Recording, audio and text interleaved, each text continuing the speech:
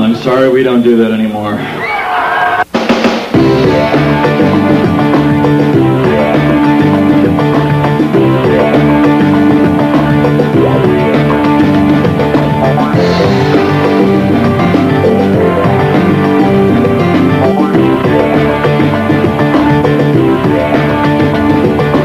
VH 1-to-1.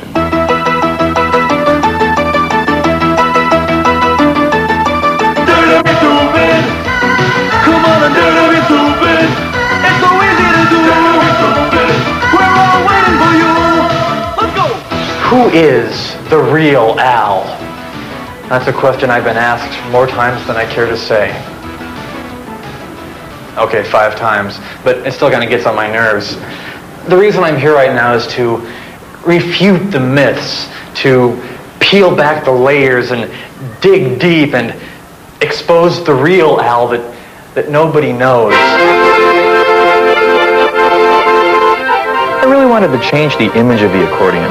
I mean, when most people think of accordion music, they think of Beer Barrel Polka and Lady of Spain and In-A-Gadda-Da-Vida. But that's exactly the kind of stereotype that I'm trying to overcome. Most people don't realize how versatile the accordion is, what incredible range it has. And that's one reason why on every album that I do a medley of about a dozen or so current rock tunes done polka style, the way God intended. Pump it up, that's me in the corner.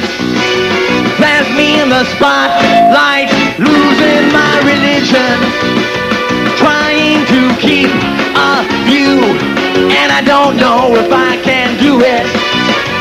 Oh no, I said too much. One thing I noticed early on is that anything you play in the accordion winds up sounding like a polka.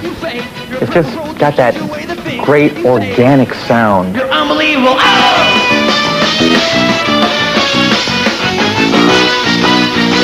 Do me, baby. Do me, baby.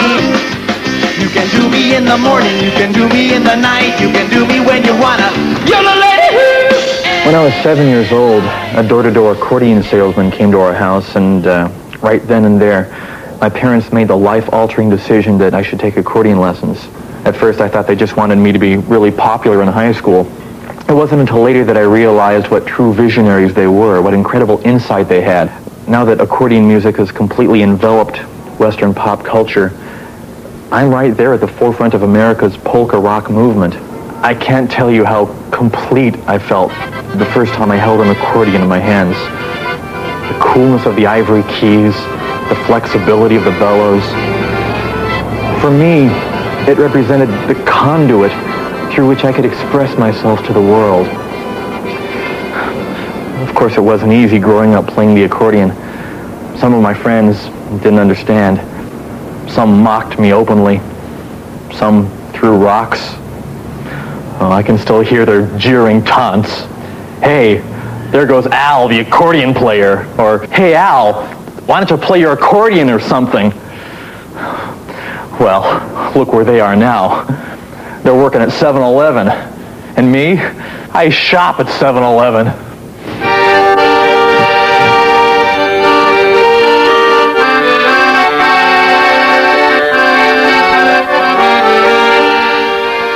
Did I feel discriminated against because of my accordion playing? Sure, I mean, even in these so-called enlightened times, there's still a negative stigma attached to the instrument. I got turned down for a student loan. I got kicked out of my apartment building. Even to this day, there's some country clubs I'm not allowed to join. And let me tell you, it hurt. It's a crazy world, you know, and in some ancient cultures, accordion players were worshipped as gods. In some civilizations, accordion playing is considered a great aphrodisiac. And yet, hard as it may be to believe, in high school, I had trouble getting dates.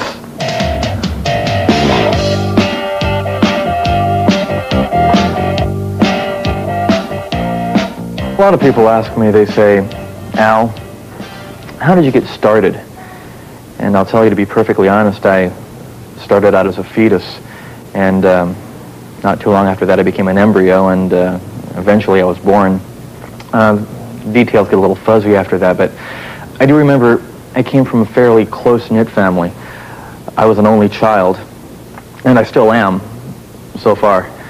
I remember it was a very musical family. My mother and father were a great influence on me.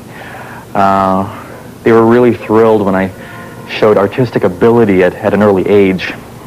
They always were pushing me to get into the entertainment industry in one way or another.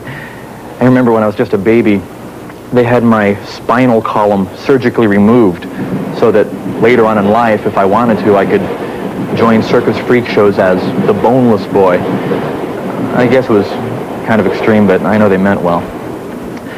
I remember my mother was always very strict. Anytime I'd step out of line, she would punish me by stapling my chin to a watermelon. But we were a fun-loving bunch. We would spend countless hours at the local elephant rides or whiling away time at home, reenacting our favorite ancient African tribal dances. Dr. Demento gave me airplay when I was still in my early teens. I would record these terrible songs on a cheesy cassette tape recorder, and I'd mail them to him, and he'd play them on his nationally syndicated radio show. He really made me everything that I am today. If it weren't for Dr. Demento, I'd be a miserable, worthless, sniveling, groveling hunk of slime, much like yourself.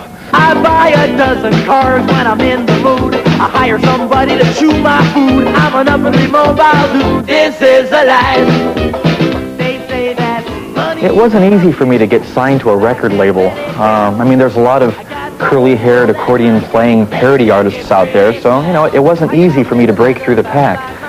But fortunately, I got signed to Scotty Brothers Records because I think they saw in me a man of singular vision, a man with a drive and purpose, a man committed to making quality music for the masses. And also I had these Polaroids of some of the executives in compromising positions which they didn't want made public. A lot of comedians have a burning desire to show their other side, but I don't need or want to be taken seriously. I don't think I'll ever do a serious record, and frankly, I think there's enough people in the world already that do serious music. I'll leave all the deeply introspective songs to, you know, Right Said Fred. I don't have a clear sense of what I'd like to do next, but aside from doing more albums and videos and tours and movies and TV shows, I think I'd like to run for governor and then become president of the United States and then be all-powerful master and ruler of the universe. But ultimately, of course, I'd like to direct. An entire jar of chunky-style peanut butter in my shorts just to make me feel funny.